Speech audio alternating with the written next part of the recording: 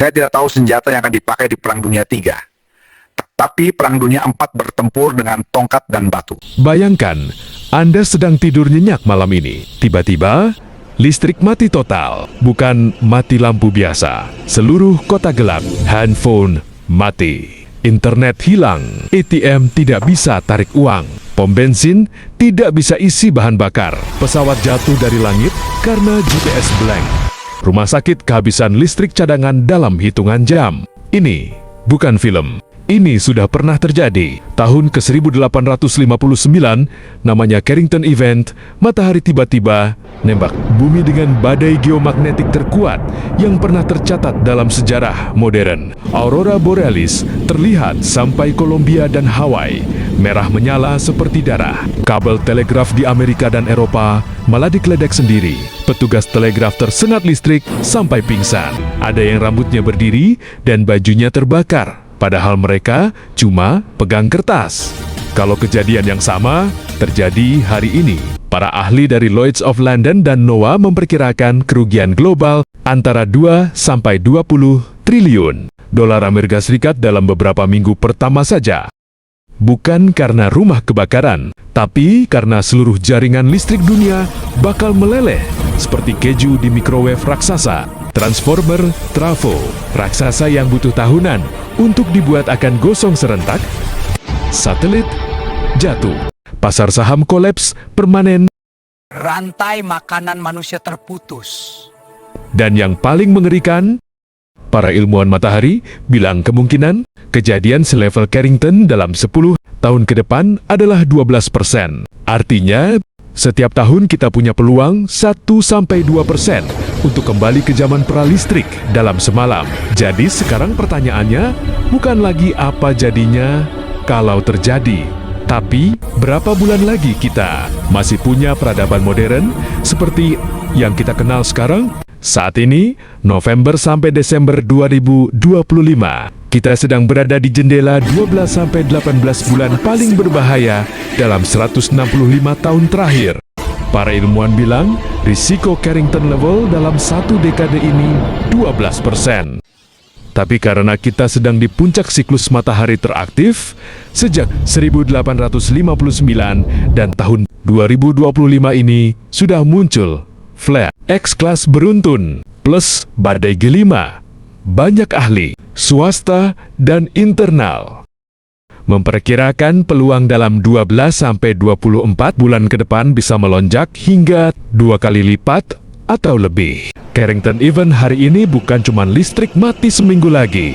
Dalam 72 jam pertama, 90% populasi urban kehilangan akses listrik, air bersih, dan logistik modern. Bayangin timeline versi hardcore berdasarkan simulasi internal DARPA, NASA, dan laporan rahasia Lloyd's yang bocor 2023 sampai 202. Pas hari hanya, matahari ngeflare kali 50 plus 14 kali lebih ganas dari Carrington 1859. Coronal Mass Ejection CME kecepatan 3000 km per detik nyelonong ke bumi. Langsung kena bumi dalam 16-18 jam, biasanya butuh 3-4 hari. Tapi yang ekstrem bisa secepat ini. Hari setelah 18 jam, badai geomagnetik G5 ekstrem. Seluruh belahan bumi yang menghadap matahari langsung kena indus current ratusan ribu ampere.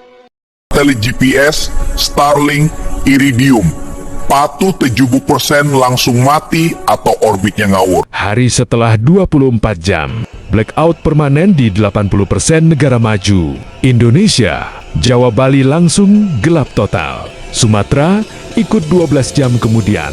PLN punya cadangan diesel paling banter 72 jam kalau semua genset nyala. Habis itu, nol. Hari setelah 48 jam, pom bensin mati, truk logistik berhenti. Indomaret dan Alfamart diserbu dalam 4 jam.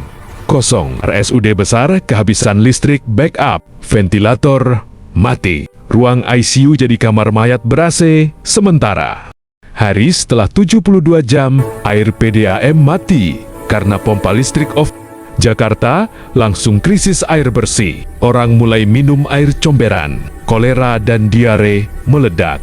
Hari setelah 1 minggu, uang elektronik dan ATM mati. Hanya cash yang berlaku. Harga beras di pasar tradisional langsung 5-10 kali lipat. Polisi dan TNI kewalahan. Mulai ada penjarahan bersenjata di kota-kota besar. Hari setelah 1 bulan, 90% transformer 500 kafe dan 150 kafe di dunia gosong. China, Jerman, Korea Selatan, satu-satunya yang bisa bikin transformer gede juga kena. Pabriknya mati. Antrean produksi transformer baru 4-8 tahun real case pass. Quebec 1989, satu transformer aja nunggu 6 bulan. Hari setelah 6 bulan, listrik hanya nyala di zona-zona militer dan rumah sakit elit yang punya genset besar. Sedihnya populasi kota besar turun 30-60. Entah mati, entah ngungsi ke desa. Internet global cuma sisa 5-10% node yang pakai panel surya tambah baterai. Hari setelah 2 tahun, baru 30-40 grid dunia pulih. Ekonomi global menyusut 60-80. Peradaban modern versi 2025 resmi tamat. Dan yang paling bikin gue takut, ini semua bisa terjadi besok pagi. Tanpa peringatan, tanpa sirin, tanpa postingan, waspada flare dari BMKG. Sekarang, November tahun 2025, matahari lagi dalam mood yang sangat buruk. 5 Oktober 2025, matahari nembak X5,1 tambah CMA full halo terbesar sejak 2017. Sunspot region R3995 lagi aktif banget. Ukurannya 10 kali bumi. Para heliofisisis di Boulder dan Brussels lagi lembur 24/7. Takut banget ada yang X50 keluar tiba-tiba. Beberapa model internal yang bocor ke X bilang, studi Nature 2019 bilang 12% dalam 10 tahun. Tapi karena kita lagi di solar maksimum yang 30-50 lebih aktif dari prediksi awal. Banyak heliofisisis swasta memperkirakan risikonya bisa 2 lipat di jendela 2025 sampai 2026. Sumber 1. Lloyd's of London Emerging Risk Report 2023 Solar Storm Risk to the North American Electric Grid. 2. NOAA Space Weather Prediction Center Cycle 25 Progress Report November 2025. 3. Riley et al. Nature Communications 2019 12% Probability Paper. 4. NASA Goddard The Carrington Event of 1859. 5. Laporan FEMA.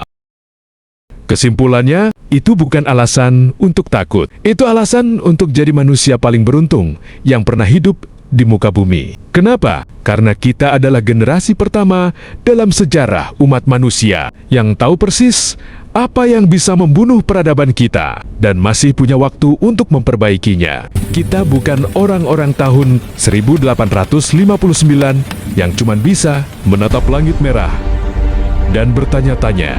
Kita punya satelit yang mengawasi matahari setiap detik. Kita punya ilmuwan yang bisa memprediksi badai kosmik berhari-hari sebelumnya. Kita punya panel surya, baterai lithium, radio HF, dan benih tanaman di tangan kita sendiri. Jadi ini bukan cerita tentang kehancuran. Ini cerita tentang garis finish yang terlihat jelas untuk pertama kalinya. Setiap hari yang kita lalui tanpa Carrington Event baru adalah satu hari lagi yang kita pakai untuk memperkuat grid, menyimpan cadangan, membangun komunitas tetangga yang saling kenal nama, dan mengajari anak-anak cara menyalakan api tanpa korek. Jika besok matahari meledak dan dunia gelap selama bertahun-tahun, kita akan jadi generasi yang ditulis di buku sejarah sebagai mereka yang tahu, mereka yang mempersiapkan, dan mereka yang tetap menyalakan obor. Dan jika seperti yang jauh lebih mungkin, matahari hanya menguap marah, lalu kembali tenang sampai abad depan, kita tetap menang. Karena kita akan meninggalkan dunia yang lebih tahan banting untuk anak cucu kita. Either way, kita menang.